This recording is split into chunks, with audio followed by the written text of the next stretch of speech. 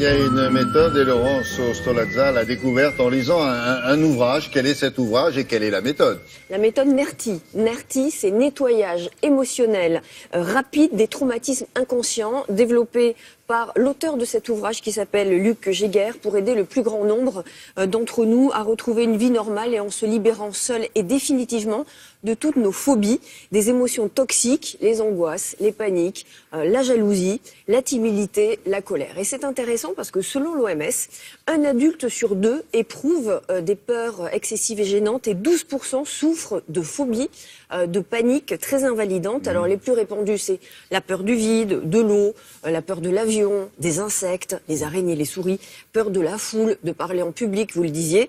Phobie affective aussi comme la peur de la séparation ou la peur d'être abandonné. Je vois un crâne. Il y a un centre de la phobie quelque part dans le crâne. C'est le cerveau reptilien. Ah bon? C'est le cerveau archaïque et c'est là que se nichent toutes nos anxiétés primitives, si on veut dire, tout ce qui a été engrammé dans notre vie, dans notre enfance souvent, et qui cristallise un petit peu nos peurs. Alors sur quelle thérapie repose cette méthode?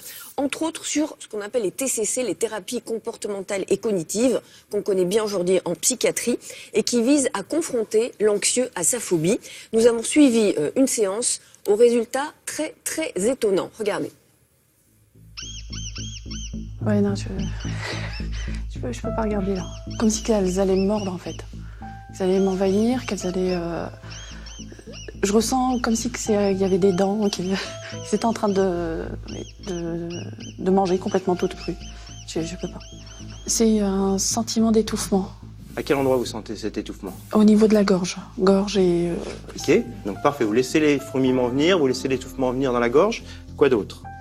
J'ai envie de pleurer. À quel endroit vous le sentez? Ça commence à monter.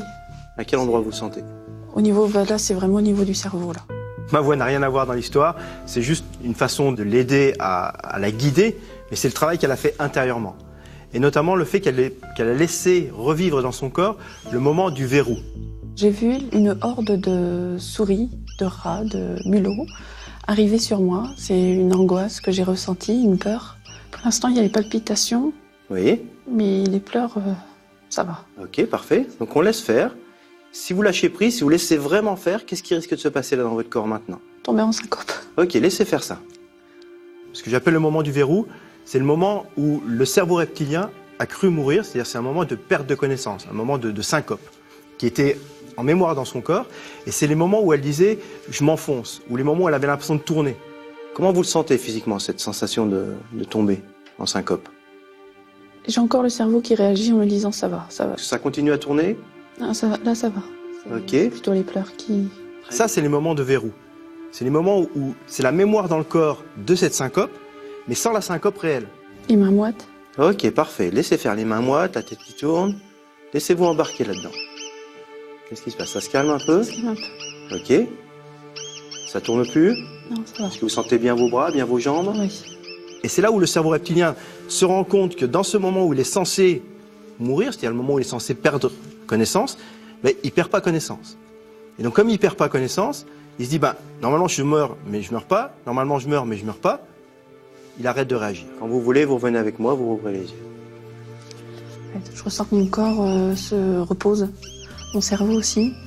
Je suis pas de là à les prendre, mais je les vois moins en ennemis, en mangeuse d'hommes, on va dire. Est-ce que cet effet peut durer? Ah bah cet effet est définitif.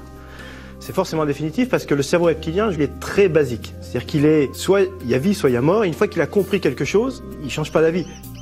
Il m'a retiré en fait le sentiment de peur ou de haine contre cet animal. La peur d'avoir peur aussi? Oui, aussi. Intelligent. Le cerveau reptilien, c'est pas le cerveau intelligent. Vous êtes une tortionnaire, la pauvre, vous en rendez compte, elle a pleuré. Ouais, on était assez mal pour elle en fait, mais ce qu'on a vu, de nos yeux vus, c'est que ça marche. Alors on a essayé avec quelqu'un d'autre qui avait peur de l'avion, il a moins lâché prise, donc ça a mis beaucoup plus de temps, donc il faut quand même être en condition et lâcher prise. Et il faut le refaire plusieurs fois, ça, ou c'est pas nécessaire? Là pour le coup, première séance, c'était la première séance qu'elle faisait, ça a marché. Bon. Donc la méthode NERTI, voilà, c'est nouveau. C'est validé et il y a un ouvrage et les infos sur notre site internet aussi. Oui, oui, bien sûr.